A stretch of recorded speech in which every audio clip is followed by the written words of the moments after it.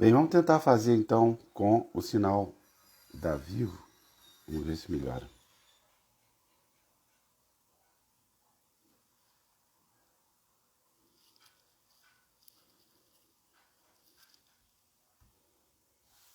Já tem espião tão cedo assim? Carlos Lindenberg, Berguinho querido, entrou aí. Maravilhoso. Serginho entrou.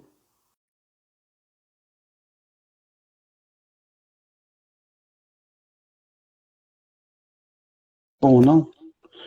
Eu acho que a Vivo sem esse sinal fica melhor. Como é que tá? Ó, Sérgio, você tá lindo agora. Não, agora tá bom o seu sinal. Ah, que bom. Então tá no ar. Não tá em internet. Beleza, ótimo. Então, Sérgio, beleza? Tudo bem. Ah, né? Pronto, Tá passou. diminuindo o som porque você está gritando muito no meu ouvido. Hum, sensível hoje, meu Deus do É. céu. Bem, o assunto de hoje é Israel, né? Israel sem Bibi. Com a palavra, o senhor Sérgio Abrantes. Então, já era esperado, né, que acontecesse isso no parlamento, no Knesset, mas o problema todo é o seguinte: para conseguir tirar o Netanyahu do poder, foi preciso montar uma coalizão de todos aqueles que eram contra ele. E todos os que são contra o Netanyahu dá uma coalizão muito heterogênea, ideologicamente muito diversificada. Tem desde a extrema-direita até a esquerda, né? E pela primeira vez tem um partido árabe com representação. Então é muito difícil, e eles fizeram um acordo de rotatividade, né? Quer dizer, entra primeiro com o primeiro-ministro o Nafit, que é de direita, né? E é pela anexação da faixa de Gaza e não vai avançar na tentativa de buscar um acordo de paz e de criar um Estado palestino, como estava previsto desde a criação de Israel na ONU, né? E, por outro lado, é, depois de 2 anos, então entraria o Lapid, que é do centro, é de um partido mais de centro para a direita. E isso provavelmente não vai acontecer. Né? Quer dizer, todos os analistas estão dizendo que é muito pouco provável que essa coalizão Israel é uma política complicada, foi durante muito tempo instável, até que o Netanyahu conseguiu organizar a hegemonia da direita nacionalista de Israel e captar essa hegemonia para ele. Já tem 12 anos que ele estava no poder. Ontem, quando ele foi pela primeira vez à sessão do Knesset, do parlamento, ele rumou direto para a cadeira de primeiro-ministro e sentou. Quer dizer, ele não está nem acostumado, nem aceitou ainda a derrota. Aliás, com o Trump, ele não passou o cargo para o sucessor, ele não foi lá cumprimentá-lo. O novo primeiro-ministro recebeu o cargo direto do presidente, com a ausência do, do Netanyahu, e mais do que isso, quer dizer, na posse do gabinete também vários ex-ministros não estavam presentes. Quer dizer, teve uma evidente não aceitação da, do A resultado transição, né? é, da, da, do resultado da decisão do parlamento, né? Ele está apostando que ele vai arregimentar apoio eleitoral suficiente para conseguir derrubar essa coalizão e retornar ao poder. Mas acontece que, mesmo do lado dele, tem muita gente que gostaria de pensar numa, numa etapa já sem ele, ainda que preservando os valores que essa coalizão dominante da direita em Israel tem. É uma situação complicada porque o Netanyahu ele provocou muito atrito, ele jamais trabalhou efetivamente pela paz, Então, ele trabalhou muito pelo atrito, e o atrito ameaça Israel. Né? Porque toda vez que você tem um incidente, como teve recentemente, em que eles bombardeiam alvos árabes, palestinos, né, na verdade, lá na fronteira, o, o, a retaliação ameaça muito os judeus. Quer dizer, os judeus foi sendo incutido neles o medo de uma invasão árabe, né? E tem vários problemas que precisavam de ser resolvidos de forma mais democrática. Eu estava lendo um dos analistas mais importantes que tem hoje lá, que escreve para o Haaretz, lá em Israel, que foi meu professor em Cornell, o Shlomo Avineri, e que é da centro-esquerda de Israel, é um social-democrata e é a favor de um acordo de paz e é a favor de uma solução que permita, de fato, a reconhecer o Estado palestino. E com isso, desanuviar o ambiente e retirar o apoio aos grupos mais radicais, mais bélicos do lado de lá também. Mas isso é complicado, porque o, o, eles perderam há muito tempo né, a esquerda e a social-democracia de Israel, eles perderam há muito tempo a maioria, né, o apoio da maioria da população. E nesses 12 anos do Netanyahu, ele mudou muito a fisionomia social de Israel. Né? Quer dizer, para quem não conhece a estrutura social de Israel, Israel, quando foi formada, ela tinha um substrato coletivista muito forte, né? que deu nos kibbutzim um tipo de organização social muito específica de lá, por outro lado, uma sociedade que tem uma base lá muito cooperativa, que era, obviamente, o lado que os social-democratas, que a centro-esquerda de lá promovia. Ele reduziu muito o espaço desse tipo de atividade lá em Israel, aumentou muito a economia mais privada, né, e a vida mais privada, né, estimulou o individualismo, valores típicos da extrema-direita. Né? E aí, quer dizer, mas isso evidentemente muda o quadro, a correlação de forças. Né? Você altera as relações sociais, você altera as relações políticas, é inevitável. Né? A política se sente mais independente, os analistas gostam de dar muita independência política, mas, na verdade, ela tem uma sociologia política né, subjacente ao que se passa na esfera da política propriamente dita, né, quer dizer, da política institucional.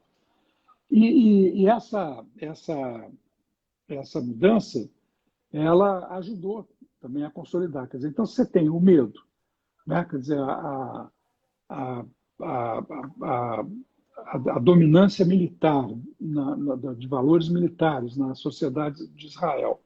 E mais, essas mudanças para uma vida mais privada, isso altera, evidentemente, a correlação de forças. Também aumentou também muito a influência política de setores religiosos. Tanto que é a primeira vez que você tem, inclusive, um primeiro-ministro que é efetivamente né, religioso, alinhado, ele é um judeu ortodoxo. Né? Então, hoje Israel é um mosaico ali complicado de situações. Então, sim. Pelos textos que eu li, eu fiquei com uma dúvida. Sérgio, existe gente ali nessa composição mais à direita do que o Bibi? Claro, claro. Nossa Senhora Aparecida. O espectro ideológico dessa coalizão é muito amplo, ela vai da extrema-direita até a esquerda. Tem judeu ortodoxo, tem árabes judeus, né? Quer dizer, tem de tudo lá. Ela é um retrato mais fiel da fragmentação da sociedade de Israel.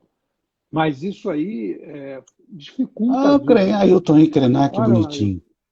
isso dificulta a vida da coalizão, exatamente porque coalizões mais heterogêneas, né, Hum. têm mais dificuldade de manter a coesão e o apoio ao governo. Muita coisa para tirar apoio, né, e a maioria que eles conseguiram é a maioria mínima. Então, qualquer desequilíbrio na coalizão, cai o governo e o Netanyahu volta. Né? Qual é a expectativa da oposição hoje, da esquerda israelense? A expectativa é que, como ele agora não é mais primeiro-ministro, ele é um parlamentar comum, ele pode ser processado. Ele perdeu todas as imunidades que ele tinha. E ele, e ele tem vários processos contra ele, de corrupção, de abuso de poder. Tem 3 ou 4 processos contra ele, é, esperando, né, exatamente isso na justiça de Israel. Pode ser que esses processos agora andem e andando, só num deles lá dá 10 anos de cadeia. Então, ele seria retirado definitivamente da vida política. A direita e a extrema-direita teriam que se reorganizar politicamente. E aí tem várias lideranças, inclusive lideranças que estão hoje nessa coalizão do governo, né? E que estavam na oposição, lideranças da direita e da extrema-direita.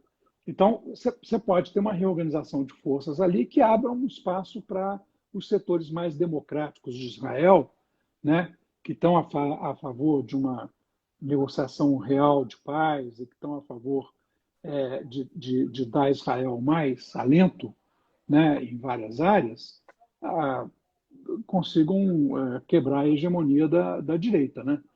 É um caso Então você que está fazendo praticamente um prognóstico, mediante o fato de que essa coalizão é extremamente frágil, né? Não, praticamente não. Quer dizer, eu, como todos os analistas, eu confio mais neles, né? Inclusive Uhum. Shlomo Avineri, consideram que é muito difícil que ela sobreviva por muito tempo, porque a única coisa que eles têm em comum é a rejeição ao Netanyahu. Né? Quanto mais tempo o Netanyahu ficar fora do poder, menos forte é essa comunalidade que eles têm. Né? Quer dizer, e aí começam a se sobressair as diferenças. Se o Bolsonaro, olha o ato falho, se o Netanyahu for preso, Ato não falho. se o Netanyahu for preso, ele, ele retirado da cena política, cessa a razão para essa unidade de propósitos ali, né? Então, de fato é muito difícil a coalizão permanecer por muito tempo. Ela é uma coalizão muito precária. Né? A teoria das coalizões, pelo menos, indica isso. Pode ser que as condições específicas de Israel alterem isso e tal, mas eu acho, quer dizer, olhando friamente do ponto de vista da teoria de coalizões, que é a minha praia, esse tipo de coalizão tem muito pouca chance de sucesso, né? Mas de, a de influência do governo do existência. Biden não representa nada? O que representa, aliás, Não, não, reformulando a porque pergunta?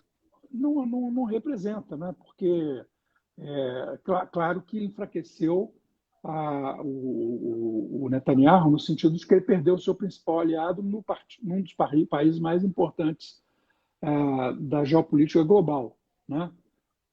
Mas não chega a influenciar internamente tanto quanto as forças internas têm, né, poder causal ali sobre o que vai acontecer. Então, é pouco provável que seja uma situação estável. Pode ser que Israel volte a um quadro de instabilidade política como teve antes do Netanyahu assumir as rédeas. Né? Então, não é uma boa notícia para os progressistas que sonham com uma Israel também progressista, né? Mas tem que ser realista. Já foi Mas essa é uma suficiente boa o notícia para Netanyahu, os. já foi uma boa notícia o Netanyahu ter sido afastado, né? Agora, só uma última coisa. Quando eu anunciei que a gente ia falar sobre sobre isso ontem. Uma amiga minha na internet tinha falado, no Twitter, tinha falado assim, já foi Trump, agora foi Netanyahu, Bibi, então, né, um pouco que deixando em branco assim, a próxima, o desejo é que fosse Bolsonaro. Né? Tem uma diferença muito grande entre o Bibi, Netanyahu, e o Trump e o Bolsonaro. O Netanyahu não é um governante incidental. Ele tem uma maioria sólida e não é uma maioria eventual que se formou ao sabor. A maioria eventual que se formou, que favoreceu a Vamos saída começar de dele, novo, porque a Pachá entrou agora. é essa aí. Quer dizer, é essa que está no poder. Né? A coalizão do Netanyahu é uma coalizão sólida, hegemônica, mais homogênea, de gente da direita mesmo e da extrema-direita, quer dizer, ultranacionalista, eles compartilham uma série de valores muito fortes, né? E Então não tem notícia boa para os então, palestinos nenhuma, então, né? o, o Bibi não era um governante incidental como era o Trump e como é o Bolsonaro. Né? Esses sim são mais. Esses são incidentais, esses são governantes fracos, frágeis. Notícia boa para os palestinos, Afonso, não tinha desde o princípio, porque esse primeiro-ministro é completamente contra a ideia de um Estado palestino Exatamente. ou de paz. Quer dizer, então, essa questão não vai entrar em pauta com muita força nessa gestão aí. Né? Seria o caso se fosse, por exemplo, os setores da centro-esquerda, os setores progressistas, social-democratas de Israel, né, aos quais, por exemplo, o Shlomo Avineri interpreta e expressa, né, que são pessoas ilustradas, que têm. Eu tenho vários amigos Agora, judeus aqui no Brasil, por exemplo, que têm a mesma visão, quer dizer, que querem que Israel entre num acordo de paz e que esse acordo de paz contemple também os interesses da Palestina, ao mesmo tempo que assegurem a segurança de Israel. Quer dizer, Israel, é isso que se busca, né? Muito difícil, você, pelo menos no curto prazo. uma pergunta nesse contexto, em que medida essa entrada dele, o Ailton me distraiu. O Ailton, para de me distrair, eu vou fazer uma pergunta séria, só. Que coisa. Bem, sério, vamos falar do amanhã, que tem uma novidade? Então, vamos lá. Mas antes eu queria só fazer uma menção de homenagem. Ontem morreu um grande amigo meu e que foi meu professor referencial. Foi o cara que me formou como sociólogo, que me orientou no início da minha carreira até o doutorado. Foi ele que me incentivou a buscar o doutorado nos Estados Unidos e não na Europa, como a maioria dos meus colegas estava querendo. E chama-se Glaucio Ari de João Soares, um dos maiores sociólogos do Brasil de todos os tempos, um dos fundadores da ciência social contemporânea brasileira, da sociologia e da ciência política, né? Formado na escola americana, mas um progressista, um pacifista, lutou a vida inteira, quer dizer, metade da vida dele, contra o câncer e foi ceifado pela Covid-19, mesmo depois de ter sido vacinado. Né? Mas ele tinha um sistema imunológico precário por conta do tratamento prolongado contra o câncer, né, que ele teve que fazer, mas o Glaucio sobreviveu décadas. Quantos anos ele tinha, hein? Ele morreu com 86, 87. Mas ele viveu décadas né, lutando para superar o câncer. O primeiro câncer dele foi de próstata. Ele criou um site especializado na divulgação científica dos avanços a respeito da questão do câncer de próstata. Ajudou muita gente. Era uma grande figura e fica aqui a minha sincera homenagem a esse grande nome da sociologia brasileira. E Qual o nome dele latino-americana, todo mesmo, né? Sérgio, por favor? Glaucio Ari de João Soares. E da sociologia latino-americana. Bom, agora vamos à novidade. Amanhã vamos fazer um 15 minutos de papo especial maior, né? De meia hora, e eu convidei para conversar com a gente um amigo meu, que é um politólogo, que é o Carlos Pereira, da Maravilha. Fundação Getúlio Vargas. O Carlos acabou de fazer uma pesquisa sobre a questão do uso da máscara e a identificação com o Bolsonaro, e quem subestima e quem avalia corretamente o risco a que está submetido pessoalmente na pandemia. Eu achei um assunto muito importante para todos nós. Parece estranho que um politólogo esteja falando sobre isso, mas é que o Carlos talvez fosse o único capacitado para fazer isso, porque o Carlos fez medicina antes de ciência política e atuou como psiquiatra no Hospital de Pernambuco antes de ir para os Estados Unidos fazer o doutorado em ciência política. E a pesquisa é muito interessante. Ele escreveu uma coluna anteontem, na segunda-feira. Ele escreveu uma coluna no Estado de São Paulo sobre o tema. Quem tiver interessado pode consultar lá. Eu posso postar no Mundo Livro, tá? Se você quiser. Viés do otimismo, né? Viés de otimismo, que é um termo técnico que a gente usa para quando a pessoa acha que subestima os riscos a que está submetida, né? Então é isso. Espero que todos se interessem pelo papo amanhã. Vai ser muito interessante. A pesquisa dele pode ser divulgada na forma de texto? Podemos colocar também no Mundo Livro? A pesquisa dele foi submetida, está em inglês só, e foi submetida à publicação numa revista especializada. Ainda não saiu, tá bom? Ótimo, então. Até amanhã, muito obrigado, gente. Tudo bem? Até amanhã. Obrigado a todo mundo. Se cuidem.